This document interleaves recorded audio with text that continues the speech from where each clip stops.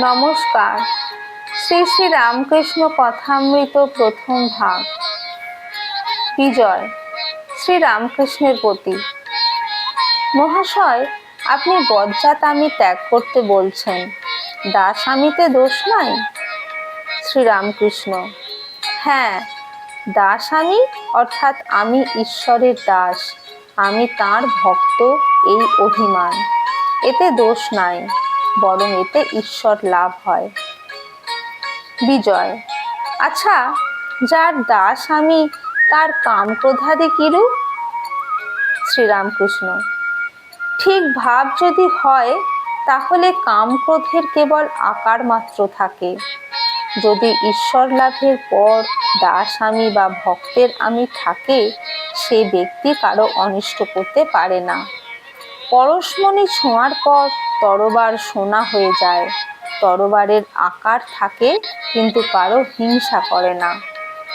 নারিকেল গাছের বেল্ল শুকিয়ে ঝরে পড়ে গেলে কেবল দাগ মাত্র থাকে। সেই দাগে এইটি টের পাওয়া যায় যে এককালে ওইখানে নারিকেলের বেল্ল ছিল। সেই রকম যার ঈশ্বর লাভ হয়েছে, তার অহংকারের দাগ মাত্র থাকে, কাম ক্রোধের আকার মাত্র থাকে। বালকের অবস্থা হয়, বালকের যেমন সত্ত্ব রজ তম গুণের মধ্যে কোনো গুণের আঁট নাই, বালকের কোনো জিনিসের উপর টান করতেও যতক্ষণ, তাকে ছাড়তেও ততক্ষণ। একখানা 5 টাকার কাপড় তুমি আধ পয়সার পুতুল দিয়ে ভুলিয়ে নিতে পারো, কিন্তু প্রথমে খুব আঁট করে বলবে এখন, না আমি দেব না, আমার বাবা কিনে দিয়েছে। বালকের আবার সব্বাই সমান, ইনি বড় ইনি ছোট, এরূপ বোধ নাই, তাই জাতি বিচার নাই। মা বলে দিয়েছে, ও তোর দাদা হয়, সে ছুতোর হলেও এক পাতে বসে ভাত খাবে। বালকের ঘৃণা নাই, সূচি অসুচি বোধ নাই, পায়খানায় গিয়ে হাতে মাটি দেয় না। কেউ কেউ সমাধির পরও ভক্তের আমি, দাস আমি নিয়ে থাকে। আমি দাস, তুমি প্রভু, আমি ভক্ত, তুমি ভগবান, এই অভিমান ভক্তের থাকে। ঈশ্বর লাভের পরও থাকে, সব আমি যায় না। আবার এই অভিমান অভ্যাস করতে করতে ঈশ্বর লাভ হয়, এরই নাম ভক্তিযোগ। ভক্তির পথ ধরে গেলে ব্রহ্ম জ্ঞান হয়। ভগবান সর্বশক্তিমান, মনে করলে ব্রহ্ম জ্ঞানও দিতে পারেন। ভক্তেরা প্রায় ব্রহ্ম জ্ঞান চায় না। আমি দাস, তুমি প্রভু, আমি ছেলে, তুমি মা, এই অভিমান রাখতে চায়। বিজয়: যারা বেদান্ত বিচার করেন, তারাও তো তাকে পান? শ্রীরামকৃষ্ণ: হ্যাঁ, বিচার পথেও তাকে পাওয়া যায়, একে জ্ঞান যোগ বলে। বিচার পথ বড় কঠিন।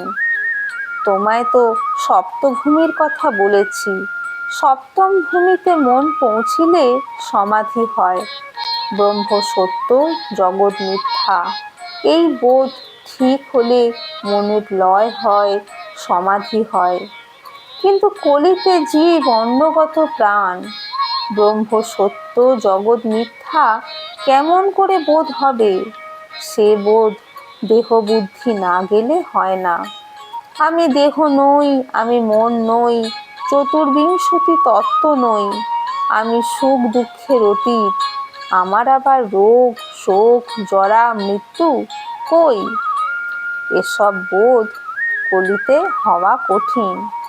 যতই বিচার করো, কোনখান থেকে দেহাত্ম বুদ্ধি এসে দেখা দেয়, অসত্য গাছ এই কেটে দাও, মনে করলে মূল শুদ্ধ উঠে গেল, কিন্তু তার পরদিন সকালে দেখো গাছের একটি ফেকড়ি দেখা গিয়েছে। দেহাভিমান যায় না, তাই ভক্তিযোগ কলির পক্ষে ভালো, সহজ।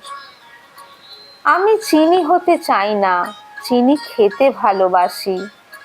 আমার এমন কখনো ইচ্ছা হয় না যে বলি আমি ব্রহ্ম, আমি বলি তুমি ভগবান, আমি তোমার দাস।